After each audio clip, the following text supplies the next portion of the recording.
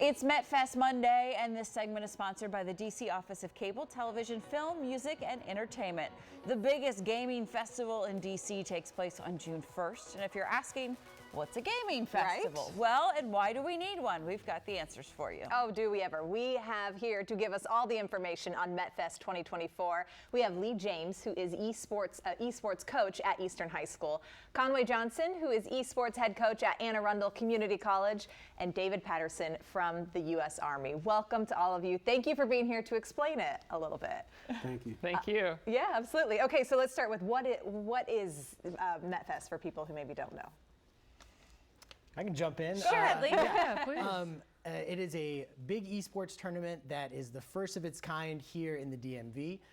There have been smaller tournaments, but this one is going to be filled with lots of college and career opportunities for students. It's going to feature esports, but not just be an opportunity for students to play, but as these gentlemen are going to talk about, figure out how esports can lead to college opportunities, career opportunities. So it's also going to have music and entertainment and a bunch of other things, but it'll be a party. It is. It's going to be a celebration of esports here in the DMV. Yeah. Conway, you are the esports head coach at Anne Arundel Community College. What is the program like there?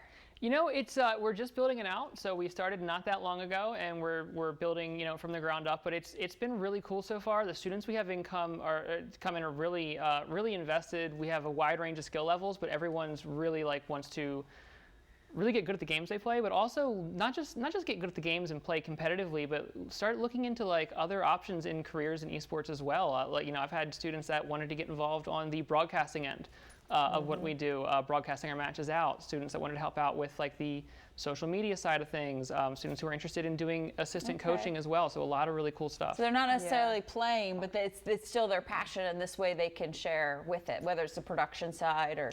Right. Oh, that's cool. Yeah, that is really cool. How does this fit into, maybe we're talking about the collegiate side of things. There's scholarships for it. How does it fit in? So one thing I'll tell you is that if you have an interest in science and math, then come out and check out what the Army has to offer here at MetFest. So how it fits in with science and math, what I will tell you is that if you remember the game Halo, right? The Army has a militarized version. It's called IVAS, Integrated Visual Augmentation System. And it is the militarized version that allows our soldiers to have overmatch on the battlefield. So that's one of the products that the Army is bringing to MetFest. Wow. In addition, we have something called the Soldier-Borne Sensor. It's a handheld drone, whereas it flies in front of our soldiers and gives them situational awareness on the battlefield to see places in which they have not explored yet. So those are some of the things that you'll see if you come to MetFest 24. Lee, I feel like this is when you're learning something in high school and they're like, when am I ever going to use this? That's real life application for what they're using, right? There's so much that kids can learn from gaming in all aspects. Absolutely. As a high school esports coach, we want students to be involved in all sorts of extracurriculars, and specifically esports, because a lot of our students that maybe don't play sports, but they do play competitive, video games in a controlled environment with coaches. So they learned all those soft skills, how to be a good teammate, all that kind of stuff.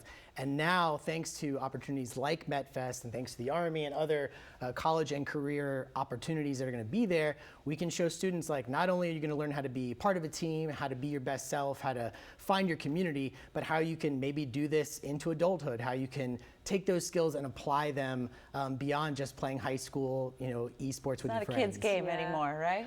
Yeah, it's not like when we were growing up that your parents didn't see any kind of future for this, Mario right? Brothers. This is huge. Yeah, thanks to Mario Brothers. No, I know they're much more advanced now. Well, you're talking about what the Army is doing with this. That's incredible. Yeah. Conway, when you're looking at it, what are you most looking forward to participating in? I'm most looking forward to getting students involved and kind of showing them, one, how to go from just playing at home, because everyone's playing at home right now, but how do you go from that to competing, right? Showing them how to go from just jumping online and playing a couple of games one day to actually competing, but also showing everything else that's involved in esports too. Again, there's careers in broadcasting, there's careers in team management, in coaching, social media. I have a student in my program who started coming to tournaments. 14 years old, decided he loved Smash Ultimate, loved the game, loved playing, got fascinated with how the tournaments work, how the broadcasts work, how everything behind the scenes work. Fast forward, he's in my program now at AACC. and he also owns his own tournament broadcasting organization, KML Tournaments.